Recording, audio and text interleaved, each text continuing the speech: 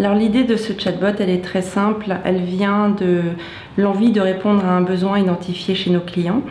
On accompagne nos clients sur des problématiques juridiques, fiscales, sociales, et dans ce cadre-là, on est amené à rencontrer ces directions avec lesquelles on échange souvent aussi pour comprendre leur mode de fonctionnement et les contraintes qu'elles rencontrent.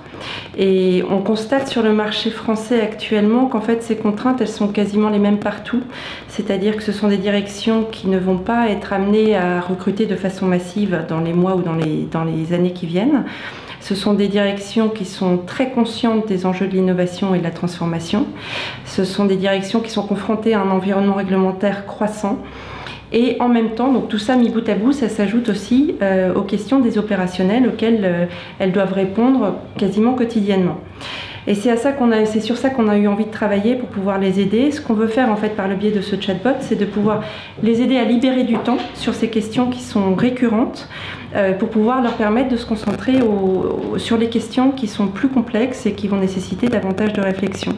Aujourd'hui, il y a des questions qui sont vraiment de trois types. En fait, il y a trois grandes familles. Il y a les questions qui vont être techniques, donc on parle de techniques juridiques, fiscales, sociales. Et là, on a nos 550 experts qui peuvent et qui contribuent déjà à la rédaction de ces questions et ces réponses.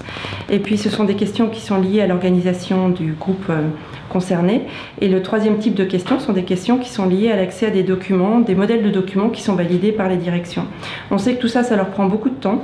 Et aujourd'hui, on sait aussi que le chatbot est un outil idéal pour pouvoir leur permettre de libérer du temps, pour pouvoir se consacrer à ces fameuses tâches qui nécessitent plus de réflexion.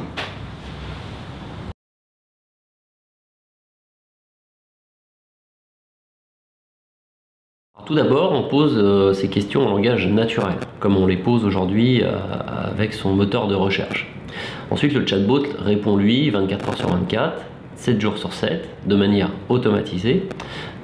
Et puis, on a cette capacité à être multilingue, et donc des traductions automatiques, pouvoir poser une question en anglais avec une réponse potentiellement en français, ou un type de document qui pourrait répondre qu'en français.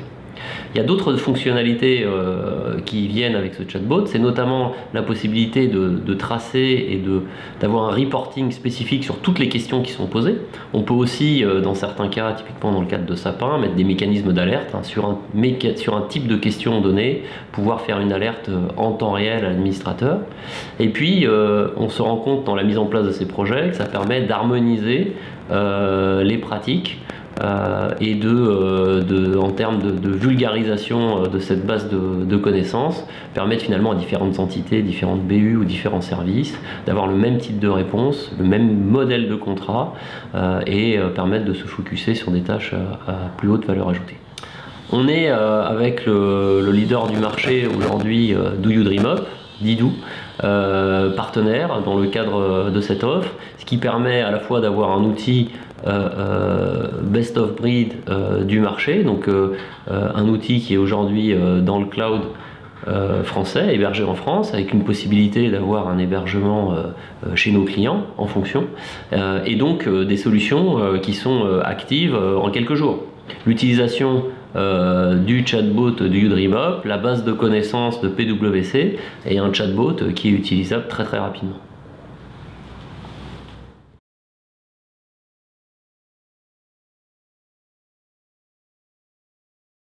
Les sujets à venir, une fois que le chatbot est mis en place, c'est la mise à jour de la base de connaissances. Et sur toutes les questions génériques, l'offre, c'est les experts PwC qui peuvent mettre à jour cette base et qui facilite largement l'utilisation et l'exploitation du chatbot. Et puis, c'est l'ouverture sur trois types de fonctionnalités que l'on voit de plus en plus chez nos clients.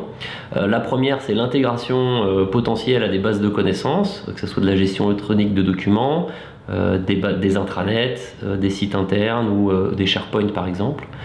La deuxième, c'est la connexion avec des sujets type Robotic Process Automation ou RPA, donc l'utilisation de robots software. Par exemple, on le voit sur les sujets fiscaux, c'est l'appel à des bases de données externes ou à des sites externes, des sites web pour pouvoir aller chercher une information, la vérifier avec potentiellement un workflow d'approbation.